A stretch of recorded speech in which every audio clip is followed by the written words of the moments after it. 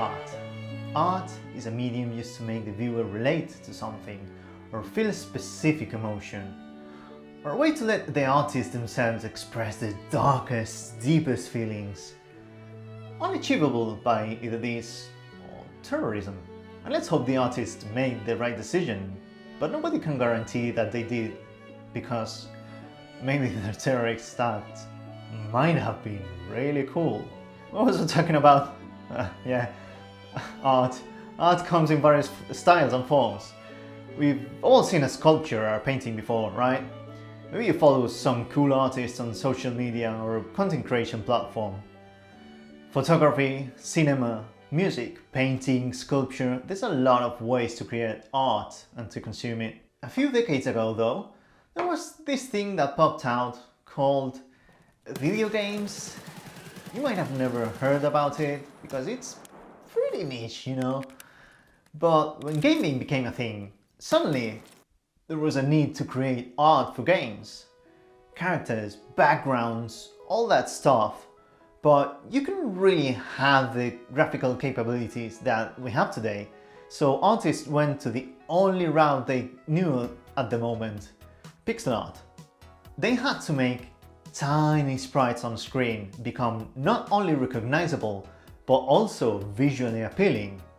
You can clearly see that this is Pac-Man, this is Dig Dug, or whatever this guy is called, this is E.T., Mario and Goombas, Link and a Fairy, Lolo and Lala.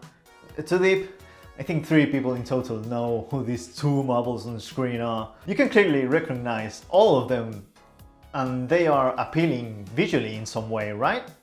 Of course, more modern systems were able to display better graphics, so pixel art became more intricate. The Mega Man X series, for example, has some incredibly gorgeous pixel art. The thing is, everything evolved around pixel art until 3D graphics became a thing. And at that point, nobody gave a shit anymore about making pixels dance on a screen. Everything was about polygons now. That's until some crazy motherfuckers just said, hey, I'm going to make this shit again, but for fun. So now pixel art is a recognizable art style and not just a limitation. As you can see, I really like pixel art and low poly stuff. From my VTuber model, the games I play, the art I consume, all of that, I really like it. But also, as you can see, I'm absolutely terrible at it. I mean, have you seen my VTuber model? It looked like a 2-year-old drew it. No, I did not hire a 2-year-old to draw my model. I made it myself. I make pixel art casually. I don't consider myself an artist because I never really tried to learn any theory or concepts. I just clicked pretty colors until I made something I liked.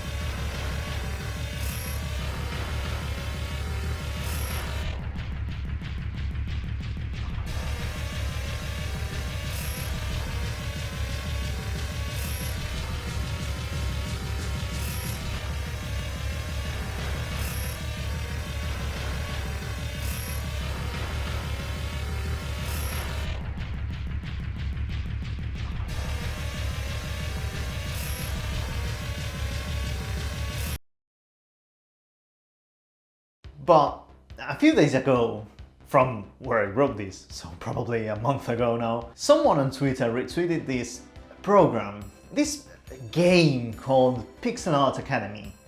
A game that supposedly helps you learn how to make pixel art and teaches you stuff from basic concepts to more advanced ones. Obviously, I was really curious, so I decided to give the demo a try. As soon as I booted the game, I got presented with a very welcome surprise. Everything in the game is done in pixel art. All the menus, icons, text, everything. except some references, but we'll talk about that later. You can also hear from the very beginning background music and ambient sounds, setting the mood for a chill but educational experience. Like a classroom, but without other people. The perfect experience. You've been listening to the game's music this whole time, by the way. You can turn off sound effects, ambient sounds, and music separately, and set the music effects as automatic or radio, which, to be honest, I have no idea what that means, but it's cool to have the option, I think. On video options, we have pixel scale, which is common in pixel art games, but I didn't really expect it here for some reason. Also, CRT emulation and slow CPU emulation. Neither of those are for the normal game, so we'll talk about those later. To create a profile, you input your name in a floppy disk.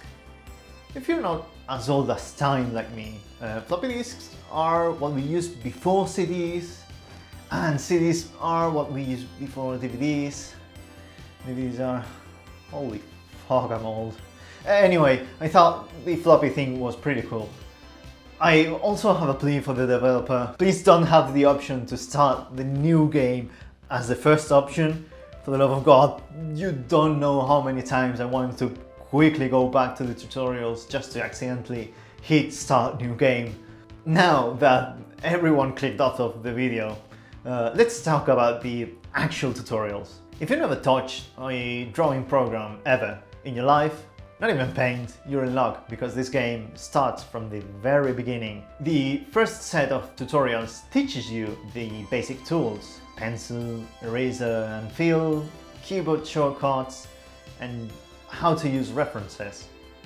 That's where the demo ends in the tutorial section.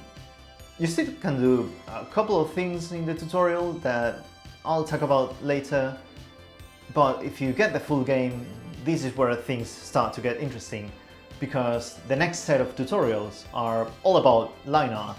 At the time of writing this, there are 4 sets of tutorial about line art: line, diagonals, curves and line width. All of them very interesting and informative, except for the part where they start talking about Monster Hunter. I don't get what jaggies have to do with pixel art, but it's fine, I guess. But this is what the game offers right now in terms of tutorials. There's a lot more coming, and you can see a roadmap if you select the Constants Preview option inside the Extras tab on the main menu, with not only drop-down lists of what's going to be added, but also a bit of text explaining it as well. There's also a wishlist on Steam tab on the Extras section, you know, just in case you want to wishlist a game that you already bought. You can join the Discord as well, in case you want game updates or new people. Ooh. That said, there's a lot more stuff to do in here, so don't worry. I purposely forgot to mention that there's a main hub where not only you can select different activities, but you have a little guy in the corner, Clippy style, giving you tips and sitting on a to-do list where they suggest you what you should do next. At different points in your learning experience, you'll be taken out of the main hub to show you that you unlocked something. You can unlock a cassette not only to change the music whenever you want, but also to play new cassettes you've unlocked. All of them from different artists, from what I know, and with wildly different genres.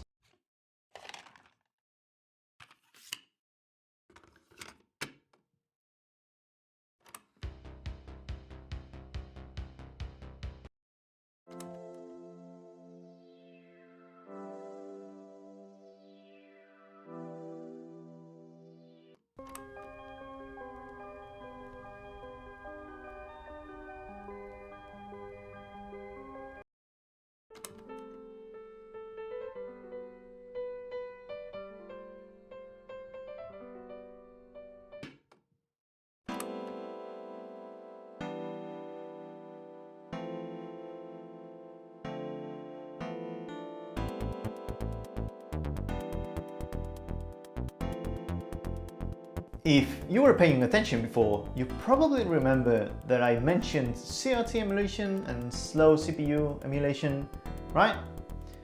You remember it, right? That's because you have two emulators to play with, a Pico 8 emulator where you can play Snake and a Macintosh emulator to play pinball with. Also, while recording this, I had this glitch where my program was freaking out, but it didn't show on OBS, so that's weird, I guess. That was funny.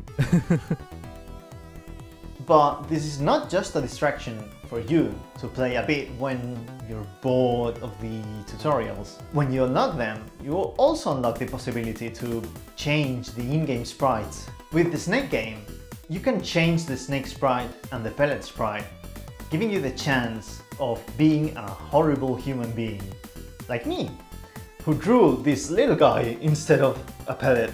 The pinball game lets you change everything, not only the ball and plunger, but the playing field itself. And it comes with a pinball creation kit as well, where you can change the position of the holes, pins, ball, plunger, everything. It's actually really fun to mess around with and create your own pinball setups. That being said, supposedly there will be more games, so they're not just there to create a false sense of things to do. And honestly, I'm pretty eager to see more in this aspect, because I really had a blast making my own sprites for everything. There's one last thing you can do. Well, actually, there's two, but they're in the same category. Challenges. The first type of challenge is just to copy a sprite. You are presented with a set of sprites in form of a deck of cards, and they're divided in several categories. Monochrome or colored, big or small, character or something else. And when you answer all of the questions, you get presented with a reference card. Not only with the sprite in it, but also where it's from and who drew it. The other challenge is line art, where you choose a reference to draw the line art of, but this time is a traditional drawing of promotional art for games or concept art and such. And when you select your reference, this time it doesn't come pixelated, but instead drawn directly to the paper, and you have to pixelate it yourself. This for me is the most interesting thing, and honestly I think where you learn the most for now.